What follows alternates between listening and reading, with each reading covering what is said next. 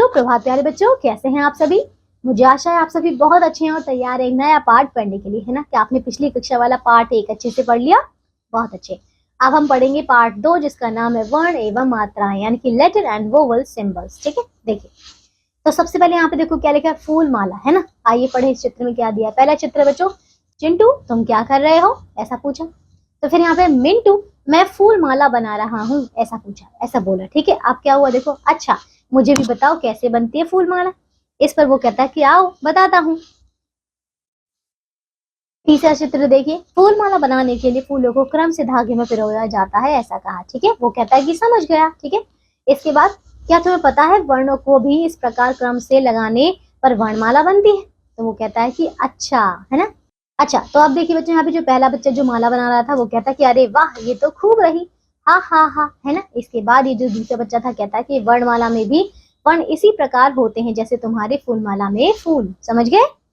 तो ये है। ठीक है, अब इसके आगे तो आपने चित्रकथा पढ़कर जाना कि वर्णों के निश्चित क्रम को वर्णमाला कहते हैं, परंतु वर्ण क्या है, वर्ण क्या है तो समझना पड़ेगा। आइए वर्ण समझते हैं। वर्ण यानी कि लेटर। देखिए नीचे दी गई वस्तुओं को पहचान कर उनके नाम बताओ। बच्चों देखिए पहला जो यहाँ पे ये क्या है, मटर है, फिर गमला है, फिर क्या है, कमल है। ठीक है, इन वस्तुओं के नाम बताते समय आपके मुख से कुछ ध्वनियां निकलती हैं, है ना बच्चों, निकल रही हैं। तो इन ध्वनियों को लिखने के लिए निश्चित चिन्ह होते हैं, यह चिन्ह ही वर्ण कहलाते हैं। ठीक है, क्या कहते हैं बच्चों, इन्हें ही हम वर्ण कहते हैं। जैसे मटर है बच्चों, अब मटर में म जमा अ जमा ट जमा अ जमा र जमा आ, ये कुल इसमें 6 ध्वनियां हैं।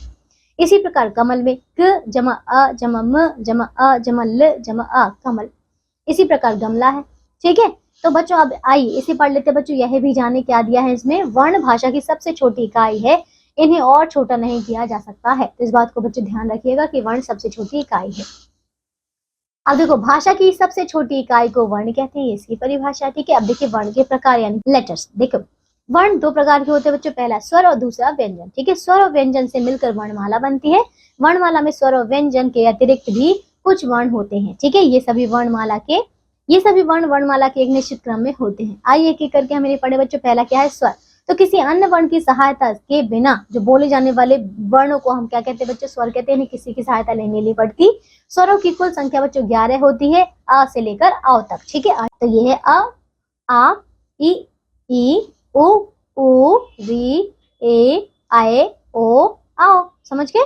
और इसमें देखो अंग और अह 2 अयोगवाह हैं। ठीक है, ये भी स्वर के साथ ही रहते हैं, है ना। अब ये देखिए बच्चों, अंग यह अनुस्वार है, इसे नाक से बोला जाता है, जैसे कि अंग रंग। ठीक है, अब देखिए आहा, तो ये विसर्ग है बच्चों और इसका उच्चारण ह वर्ण के समान होता है, जैसे कि प्रातः, अतः। ठीक है, फिर आता है अंग। ठीक है, तो ये क्या है बच्चों, ये इसे चंद्र बिंदु भी कहते हैं और ये अनुनासिक है, इसे नाक व मुंह से बोला जाता है, जैसे कि आंख और चांद। ठीक है, और चंद्र बिंदु तो ये है।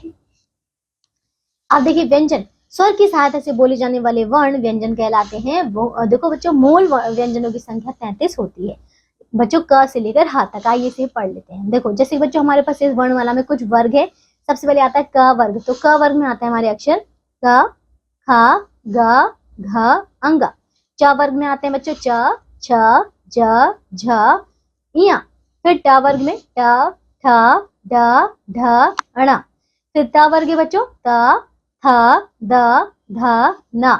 फिर बच्चों यहाँ पे प वर्ग है, तो इसमें प, फ, ब, भ, म। ठीक है, इसके बाद आता है य, र, ल, व, श, स, ह। समझ गए? तो पूरी हमारे व्यंजन हो गए। अब बच्चों यहाँ देखिए यह भी जाने क्या लिखा है। अच्छा बच्चों, इससे पहले पढ़ लेते हैं संयुक्त व्यंजन। जिन व्यंजनों की रचना 2 व्यंजनों के मेल से होती है उन्हें संयुक्त व्यंजन कहते हैं। इनकी संख्या 4 है बच्चों। तो ये कौन से, देखो एक तो होता है अक्ष यानी कि क्षत्रिय वाला, है ना। तो ये बना है क जमा श, षटकोण से। ठीक है, फिर त्र त्रिशूल, तो ये देखो त जमा रा से बना है। फिर ज्ञानी वाला, तो ये बच्चों ज जमा यहाँ से बना है। और श्र है एक बच्चों जो कि श जमा रा से बना। ठीक है, ये है। अब यहाँ पे देखो बच्चों, पहले यह भी जाने, ये देखिए बच्चों यह भी जाने क्या लिखा है, अड़ और अढ़ अतिरिक्त व्यंजन कहलाते हैं। इन्हें वर्णमाला में ट वर्ग के साथ रखा जाता है। ठीक है, इसके बाद बच्चों विसर्ग यानी कि कॉलम, अनुस्वार यानी कि नजल, अनुनासिक यानी कि सेमी कॉलम, अनुनासिक यानी कि सेमी नजल। ठीक है, अब इसके आगे देखिए, जब 2 व्यंजनों को मिलाते समय पहला व्यंजन बिना स्वर के तथा दूसरा व्यंजन स्वर के साथ हो तो उन्हें भी संयुक्त व्यंजन कहते हैं। जैसे देखो यहाँ पे च जमा च, तो क्या है चच, और इसका उदाहरण है बच्चों बच्चा। फिर क्या है ग जमा न, तो ये है गन और इससे बनेगा क्या मग्न। फिर क्या है म जमा मा, तो ये मम बनेगा, इसका है अम्मा। ल जमा ल, तो ये लल बनेगा, इसका है बल्ला। क जमा ख, तो बनेगा कख और इसका है मक्खी।